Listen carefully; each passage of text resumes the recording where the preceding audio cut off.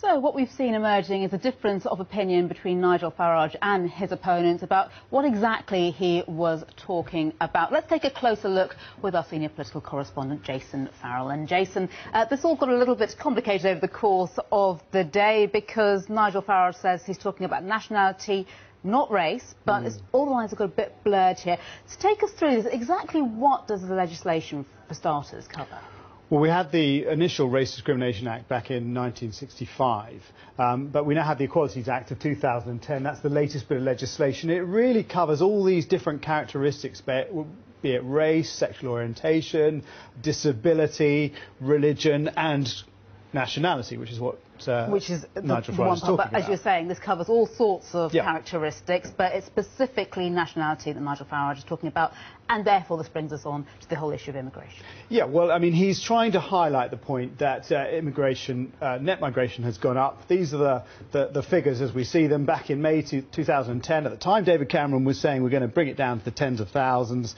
It was 252,000. It's gone up to nearly 300,000. And these are migrants from all countries, of course, but what Mr Farage was talking about specifically was migrants from Eastern and Southern Europe.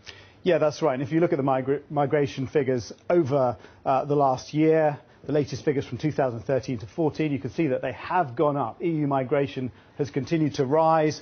And if you look particularly at Bulgaria and Romania, again, the figures have gone up. But of course, as we know, with all immigration stats, this only tells part of the picture. If we look back over the course of the Parliament, it's quite a revealing picture, that, isn't it? Yeah, I think what's quite interesting here, we've got a map that shows that there are 2.3 million EU residents living here.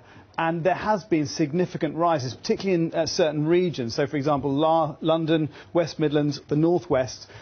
In the region of 20 to 30%, and in the northeast, more than 30% rise in non-EU. And these are the people who Nigel Farage says employers should be allowed to discriminate against. Because he's saying that all Brits, frankly, are losing out as a result. And the big point he's making is, if you look actually at the ethnic makeup, for example, people who are black, people who are Indian or Pakistani, they have a higher unemployment rate, even if they are British-born. He's saying those people, he feels, are being discriminated against. And this, of course, is where the whole confusion and the arguments have evolved.